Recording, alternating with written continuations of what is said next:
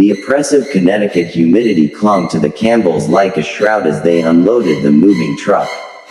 Exhausted but hopeful, Sarah and Pete surveyed their new home, a charming Victorian with a wraparound porch that seemed straight out of a storybook. Their teenage son, Matt, coughed weakly, his frail frame a stark contrast to the vibrant summer day. Relocating to Connecticut was a gamble, a desperate attempt to find treatment closer to a specialist for Matt's debilitating illness.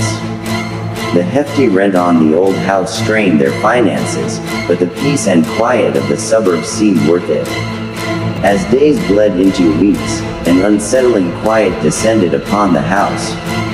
An unnerving silence punctuated by the occasional creak of floorboards or a disembodied groan from the walls. Matt, usually chatty, became withdrawn, plagued by night terrors that left him gasping for breath. Sarah brushed it off as stress, but a gnawing anxiety coiled in her gut. One evening, Pete, a history buff, stumbled upon a yellowed newspaper clipping tucked away in the attic. His breath hitched as he read, the house had a sordid past as a funeral home. The previous owners, the Snodgrass family, were notorious for their unconventional practices, rumored to dabble in the occult. A cold dread seeped into Sarah. Was this the source of the unsettling atmosphere? The answer arrived that night. Matt, pale and wide-eyed, swore he saw shadowy figures flitting through the hallway. A blood-curdling scream shattered the fragile peace as Sarah rushed to Matt's room. He pointed at the empty corner, whimpering about cold, spectral hands. Sleep became a luxury they couldn't afford. Furniture moved on its own, whispers echoed through empty rooms, and the pervasive feeling of being watched intensified. Driven by desperation, Sarah sought help from a parapsychologist. The specialist, a wiry man named Ed Warren, confirmed their worst fears. The house was a breeding ground for malevolent spirits, and Matt, weakened by illness, was a prime target. The entity, fueled by the dark rituals performed by the Snodgrass family, was feeding on Matt's fear. Armed with sage and crucifixes, Warren attempted to cleanse the house. The night was filled with unearthly shrieks and the stench of decay. Undeterred, Sarah joined Warren, her love for her son a shield against the encroaching darkness.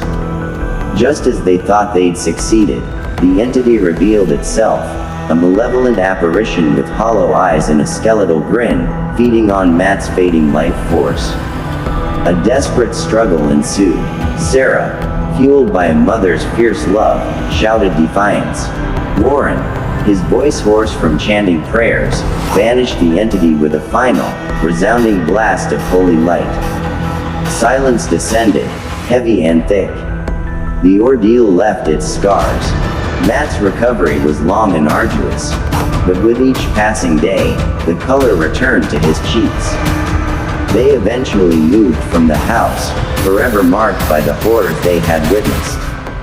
The haunting in Connecticut remained a chilling reminder of the unseen forces that sometimes lurk in the shadows.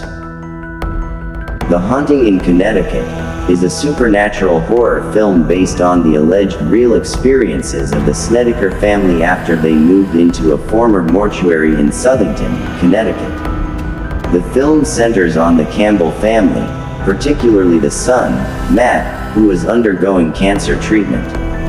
In order to be closer to his medical care, the family moves into a house that has a dark, hidden history.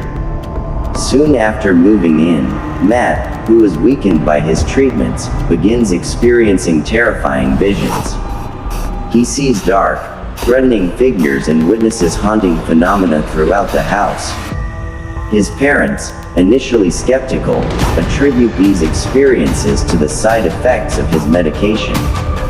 However, as Matt's encounters become more frequent and intense, the rest of the family also starts to witness strange occurrences. Uncovering the home's gruesome past as a mortuary, where seances were performed and bodies were desecrated. The family realizes that the house is haunted by malevolent spirits. The most horrifying discovery comes when they find embalming equipment and photographs of the dead in the basement, revealing that the mortician conducted necromantic rituals. As the supernatural events escalate, Matt's health deteriorates, and the spirits become more aggressive, culminating in a physical assault that leaves Matt hospitalized. Desperate for a solution, the family seeks help from a pair of paranormal investigators and a priest. They learn that the only way to rid the house of the evil presence is to destroy the remains of the bodies that were desecrated in the rituals. In a climactic confrontation, the family, aided by their spiritual advisors, faces off against the spirits in a battle for control of their home and Matt's soul. They manage to locate and sanctify the remains, driving the spirits away and finally bringing peace to the house. Matt's health begins to improve significantly after the spirits are banished, suggesting that his illness may have been exacerbated by the malevolent entities. The film concludes with the family leaving the house, relieved but forever changed by their harrowing ordeal.